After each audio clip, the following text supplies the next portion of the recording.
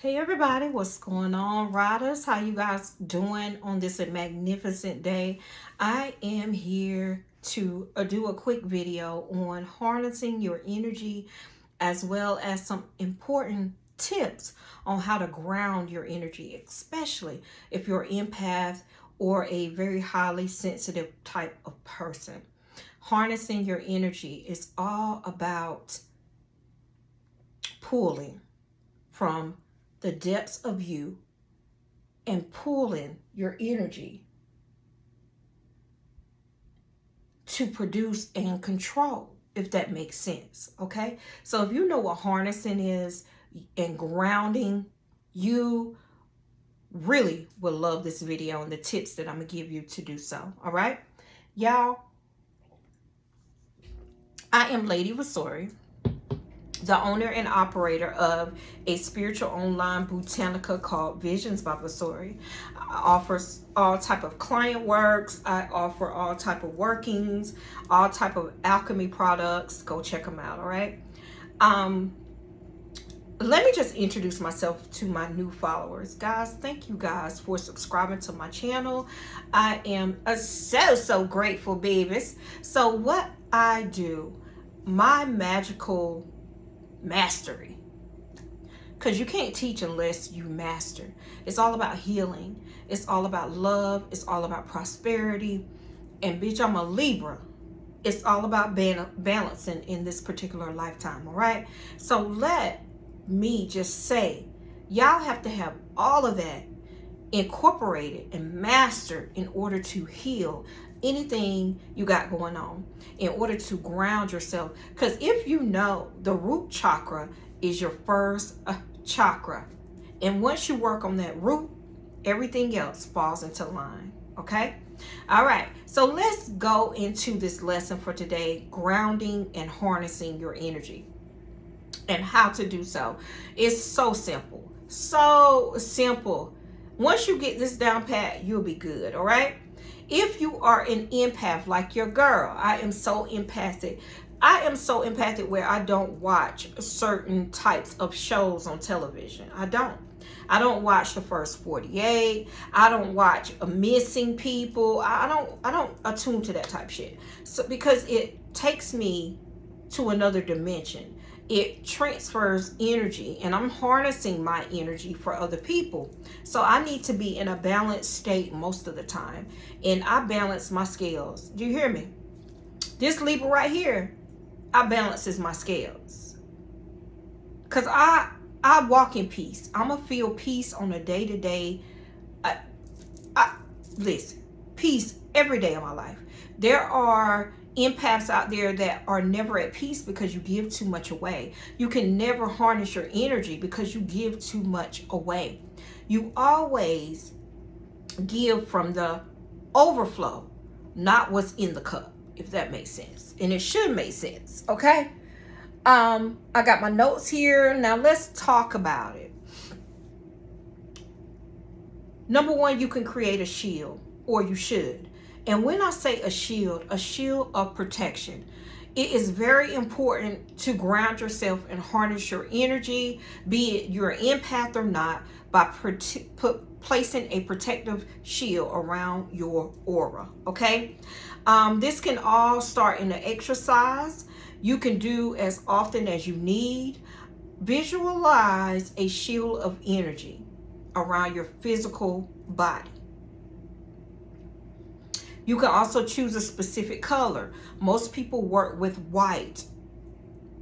Once you choose that color, imagine a moving and energetic protective layer around your physical body. Now, you are not trying to lock yourself out from the world. No. You need to be flexible on what you allow in. That's what I'm saying. If you, i.e. example, you have a certain friend, she's always fucking negative, always talking down, always got a problem, always got an issue, always got man problems, and she always dumping on you. That is when you're going to activate that shield, okay? To harness that energy, to protect yourself, to ground yourself. Because if you're giving her too much, you're going to deplete yourself and you're not going to be able to harness anything within this work. I don't give a damn who it is, okay? Once your shield is in place, I want you to visualize that the center of your being is a little light. You're going to focus on this internal light or this internal fire. And then protection. You're going to put a protection field over your aura, and this will help you to harness your energy and keep your energy to yourself. Now, every one of your senses, I want you to be aware of your thoughts. You have to be aware of your feelings. You have to be aware of your emotions in this shit. You have to. Now, after you do that and you're going to practice it around everything, take a bill. Example. You got a bill. Your anxiety is up. Because I do this a lot. Okay? People don't really necessarily affect me like a bill that you knew nothing about and you know it's unexpected. This is what my anxiety is. And I have to pull it back knowing that the universe, knowing that source is going to send me that money within this due time before the due date. You understand what I'm saying? So my anxiety, I keep it. I can't. So that's how I harness my power at all times. Try switching your awareness from inside of your home, which is bills and a messy home and anxiety, whatever you got going on, and apply it to your outside environment when you're away from your protection, which is your home. Apply it then and see how that works for you. Okay? Number 2, quiet time. Baby, I did a video the other day on solitude. Solitude is a great way to harness your energy and to ground yourself. You want to take as many small breaks throughout the day as you need. You need that fresh air. Go curl your ass outside. Go on a good walk. I want you to stretch. Hell, do yoga. Turn your TV on. Put it on. Everybody most likely got a smart TV. Download YouTube. Look up some yoga poses. I don't know. But get grounded. Harness your energy. These breaks will help reduce the excessive stimulation of being around people. Quiet time. Solitude. Being to yourself. Being in your own environment more often than you are outside in the hustle and bustle of life, giving away your energy for free. Every time you talk to somebody, you're releasing your energy to them.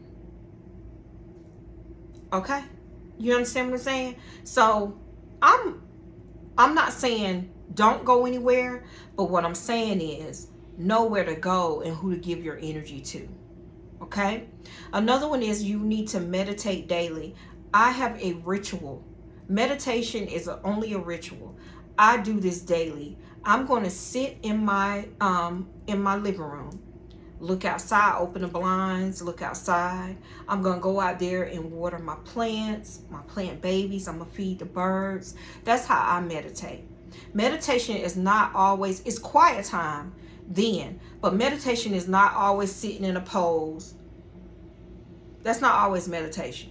My meditation for me that helps me is sitting outside, attuning to nature, and harnessing my energy through this is the best way to go when I want to get grounded and centered. Okay?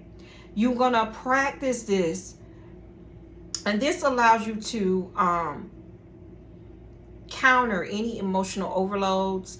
It gives you the centering that you need, the harnessing that you need so you don't take it on from others. You understand what I'm saying? Always harness your life force energy. Another one, and I'm about to do this today. I don't do this often. You're going to smudge. People say you bringing in, you removing, yeah, you're removing that negative ass shit. You want to harness all your energy and have all pure energy in your home, positive energy in your home. And make sure, and somebody never told me this, I learned this a long time ago. When you sage or smudge, open up a window to allow fresh air in. When you sage, The air has to be replaced with clean. Okay? The movement moves out the door and brings all the good chi inside. So this is a great way too. Smudging yourself is good as well, whether you are an empath or not. Smudging yourself in your home and even your place of work, if you can do that regularly, will get rid of other people's energy and their influences around you. You can use sage, you can use copal, frankincense, nag champra, and palo santo are all recommended. It just depends on what you're trying to remove. All right, this is a great way to harness your energies as well. Another one, not easy, not used to be, let me say this, it used to be hard for me to do this, but not now. Saying no and setting boundaries. Let me sip on my coffee. Hold please. Saying no and placing boundaries. This is very difficult for an empath, but it is incredibly important that you do say no when someone asks too much of you. You don't have to explain it to them. No is a complete sentence, requires no explanation. Just be polite, but be firm. For real. This is one big one that people struggle with, saying no. And you won't be able to harness your energy because you're always saying yes, giving up your energy, almost depleting yourself just because you don't know how to say no. Y'all got to learn how to say no. If you feel overwhelmed in like a crowded situation, you can also eat high protein meal and it can help you as well. And also stay far out of the crowds if possible.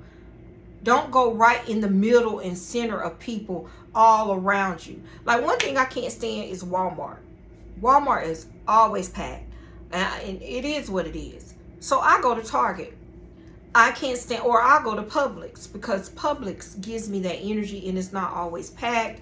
And I'm just saying, nothing wrong with Walmart, but y'all, don't feel like you have to say yes to your friends and every person in your life.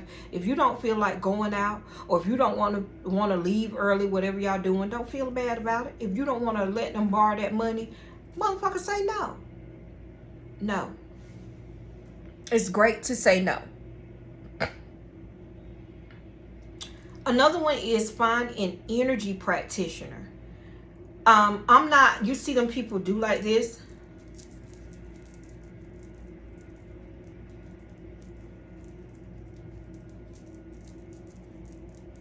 Those are energy practitioners, right? I am totally all about energy. My energy is from my works, okay? I don't do that, the Reiki, but find an energy practitioner. Find someone that you feel comfortable with.